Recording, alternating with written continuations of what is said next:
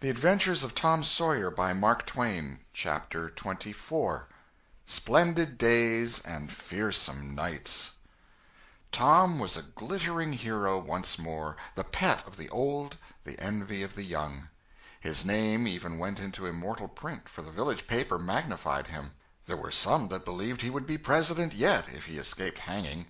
As usual, the fickle, unreasoning world took Muff Potter to its bosom and fondled him as lavishly as it had abused him before. But that sort of conduct is to the world's credit, therefore it is not well to find fault with it. Tom's days were days of splendor and exaltation to him, but his nights were seasons of horror. Injun Joe infested all his dreams, and always with doom in his eye. Hardly any temptation could persuade the boy to stir abroad after nightfall. Poor Huck was in the same state of wretchedness and terror, for Tom had told the whole story to the lawyer the night before the great day of the trial, and Huck was sore afraid that his share in the business might leak out yet, notwithstanding Injun Joe's flight had saved him the suffering of testifying in court. The poor fellow had got the attorney to promise secrecy, but what of that, since Tom's harassed conscience had managed to drive him to the lawyer's house by night and wring a dread tale from lips that had been sealed with the dismalest and most formidable of oaths. Huck's confidence in the human race was well nigh obliterated. Daily, Muff Potter's gratitude made Tom glad he had spoken, but nightly he wished he had sealed up his tongue. Half the time Tom was afraid Injun Joe would never be captured, the other half he was afraid he would be. He felt sure he never could draw a safe breath again until that man was dead and he had seen the corpse. Rewards had been offered, the country had been scoured, but no Injun Joe was found. One of those omniscient and awe-inspiring marvels, a detective, came up from St. Louis, moused around, shook his head, looked wise, and made that sort of astounding success which members of the craft usually achieve. That is to say, he found a clue. But you can't hang a clue for murder, and so after that detective had got through and gone home, Tom felt just as insecure as he was before. The slow days drifted on, and each left behind it a slightly lightened weight of apprehension. End of Chapter 24. Chapter 25. Seeking the Buried Treasure. There comes a time in every rightly constructed boy's life when he has a raging desire to go somewhere and dig for hidden treasure. This desire suddenly came upon Tom one day. He sallied out to find Joe Harper, but failed of success. Next he sought Ben Rogers. He had gone fishing. Presently he stumbled upon Huck Finn, the red-handed. Huck would answer. Tom took him to a private place and opened the matter to him confidentially. Huck was willing. Huck was always willing to take a hand in any enterprise that offered entertainment and required no capital, for he had a troublesome superabundance of that sort of time which is not money. "Where'll we dig?" said Huck. "Oh, most anywhere." "Why, is it hid all round?" "No, indeed it ain't. It's hid in mighty particular places, Huck. Sometimes on islands, sometimes in rotten chests under the end of a limb of an old dead tree, just where the shadow falls at midnight, but mostly under the floor in haunted houses." "Who hides it?" "Why, robbers, of course. Who'd you reckon? Sunday-school superintendents?" "I don't know. If 'twas mine I wouldn't hide it. I'd spend it and have a good time." "So would I. But robbers don't do that way. They always hide it and leave it there."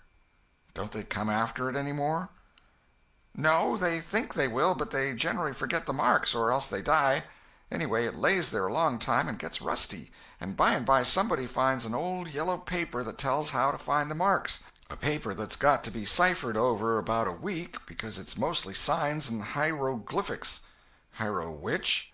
"Hieroglyphics. Pictures and things, you know, that don't seem to mean anything." "Have you got one of them papers, Tom?" "No." "Well, then, how are you going to find the marks?" "I don't want to find any marks. They always bury it under a haunted house, or on an island, or under a dead tree that's got one limb sticking out. Well, we've tried Jackson's Island a little, and we can try it again sometime. And there's the old haunted house up the Still House branch, and there's lots of dead limb trees, dead loads of 'em." Is it under all of them? How you talk! No! Then how are you going to know which one to go for? Go for all of them. Why, Tom, it'll take all summer. Well, what of that? Suppose you find a brass pot with $100 in it, all rusty and gay, or a rotten chest full of diamonds. How's that? Huck's eyes glowed. That's bully. Plenty bully enough for me. Just you give me the $100, and I don't want no diamonds. All right, but I bet you I ain't going to throw off on diamonds. Some of 'em's worth $20 apiece. There ain't any hardly but's worth 6 bits or $1. No. Is that so? Certainly. Anybody'll tell you so. Hain't you ever seen one, Huck? Not as I remember. Oh, kings have slathers of them. Well, I don't know no kings, Tom. I reckon you don't. But if you was to go to Europe, you'd see a raft of 'em hopping around. Do they hop? Hop? Your granny. No. Well, what'd you say they did for? Shucks, I only meant you'd see 'em, not hopping, of course. What do they want to hop for? But I mean you just see 'em scattered around, in a kind of a general way, like that old humpbacked Richard. Richard? What's his other name? He didn't have any other name. Kings don't have any but a given name. No? But they don't. Well, if they like it, Tom, all right, but I don't want to be a king and have only just a given name like a nigger. But say, where are you going to dig first? Well, I don't know. Suppose we tackle that old dead limb tree on the hill t'other side of Stillhouse Branch. I'm agreed. So they got a crippled pick and a shovel and set out on their 3-mile tramp. They arrived hot and panting, and threw themselves down in the shade of a neighboring elm to rest and have a smoke. I like this, said Tom. So do I. Say, Huck, if we find a treasure here, what are you going to do with your share? Well, I'll have pie and a glass of soda every day, and I'll go to every circus that comes along.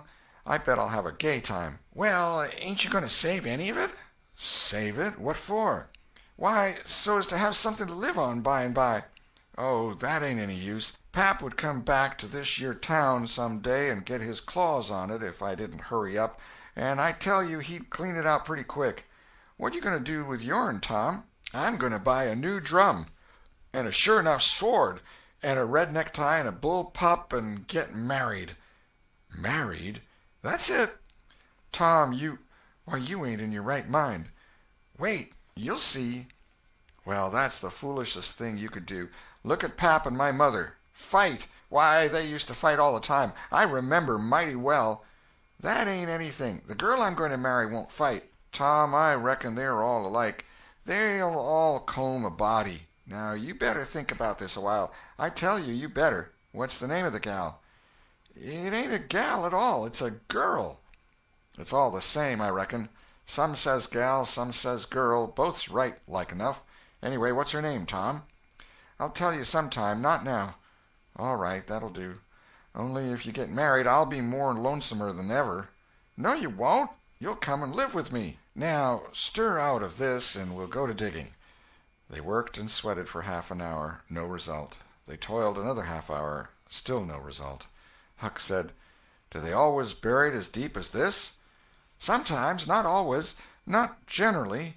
I reckon we haven't got the right place. So they chose a new spot and began again. The labor dragged a little, but still they made progress.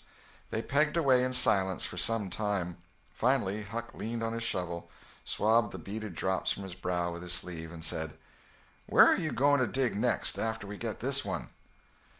I reckon maybe we'll tackle the old tree that's over yonder on Cardiff Hill, back of the widow's. I reckon that'll be a good one. But won't the widow take it away from us, Tom? It's on her land. She take it away? Maybe she'd like to try it once. Whoever finds one of these hid treasures, it belongs to him. It don't make any difference whose land it's on. That was satisfactory. The work went on. By and by Huck said, Blame it, we must be in the wrong place again. What do you think? It is mighty curious, Huck. I don't understand it. Sometimes witches interfere. I reckon maybe that's what's the trouble now. Shucks, witches ain't got no power in the daytime. Well, that's so. I didn't think of that. Oh, I know what the matter is. What a blamed lot of fools we are. You got to find out where the shadow of the limb falls at midnight, and that's where you dig. Then, consound it, we fooled away all this work for nothing. Now, hang it all, we've got to come back in the night. It's an awful long way. Can you get out?" "I bet I will. We've got to do it tonight, too, because if somebody sees these holes they'll know in a minute what's here, and they'll go for it." "Well, I'll come around and mow tonight." "All right. Let's hide the tools in the bushes." The boys were there that night about the appointed time. They sat in the shadow, waiting. It was a lonely place, and an hour made solemn by old traditions. Spirits whispered in the rustling leaves, ghosts lurked in the murky nooks, the deep baying of a hound floated up out of the distance, an owl answered with his sepulchral note. The boys were subdued by these solemnities, and talked little. By and by they judged that 12 had come. They marked where the shadow fell, and began to dig. Their hopes commenced to rise. Their interest grew stronger, and their industry kept pace with it. The hole deepened and still deepened, but every time their hearts jumped to hear the pick strike upon something, they only suffered a new disappointment. It was only a stone or a chunk. At last Tom said, "It ain't no use, Huck. We're wrong again." "Well, but we can't be wrong. We spotted the shatter to a dot." "I know it, but then there's another thing." "What's that?" "Why, we only guessed at the time. Like enough it was too late or too early." Huck dropped his shovel. "That's it," he said. "That's the very trouble. We got to give this one up. We can't ever tell the right time. And besides, this kind of thing's too awful. Here this time of night with witches and ghosts a-fluttering around so. I feel as if something's behind me all the time, and I'm afeard to turn around because maybe there's others in front a-waiting for a chance. I've been creeping all over ever since I got here." "Well, I've been pretty much so too, Huck. They most always put in a dead man when they bury a treasure under a tree, to look out for it." "Lordy!" "Yes, they do. I've always heard that. Tom, I don't like to fool around much where there's dead people. A body's bound to get into trouble with 'em, sure." "I don't like to stir 'em up, either. Suppose this one here was to stick his skull out and say something." "Don't, Tom, it's awful." "Well, it just is. Huck, I don't feel comfortable a bit." "Say, Tom, let's give this place up and try somewhere else." "All right, I reckon we better." "What'll it be?" Tom considered a while, and then said, "The haunted house. That's it." "Blame it, I don't like haunted houses, Tom. Why, they're a dern sight worse'n dead people. Dead people might talk, maybe, but they don't come sliding around in a shroud when you ain't noticing, and peep over your shoulder all of a sudden and grit their teeth the way a ghost does. I couldn't stand such a thing as that, Tom. Nobody could." "Yes, but, Huck, ghosts don't travel around only at night. They won't hinder us from digging there in the daytime." "Well, that's so. But you know mighty well people don't go about that haunted house in the day nor the night." "Well, that's mostly because they don't like to go where a man's been murdered, anyway. But nothing's ever been seen around that house except in the night. Just some blue lights slipping by the windows. No regular ghosts." "Well, where you see one of them blue lights flickering around, Tom, you can bet there's a ghost mighty close behind it. It stands to reason, because you know that they don't anybody but ghosts use 'em." "Yes, that's so. But anyway, they don't come around in the daytime, so what's the use of our being afeard?" "Well, all right. We'll tackle the haunted house if you say so, but I reckon it's taking chances." They had started down the hill by this time. There, in the middle of the moonlit valley below them, stood the haunted house, utterly isolated, its fences gone long ago, rank weeds smothering the very doorsteps, the chimney crumpled to ruin, the window sashes vacant, a corner of the roof caved in. The boys gazed a while, half expecting to see a blue light flit past a window. Then, talking in a low tone, as befitted the time and the circumstances, they struck far off to the right, to give the haunted house a wide berth, and took their way homeward through the woods that adorned the rearward side of Cardiff Hill. End of chapter 25.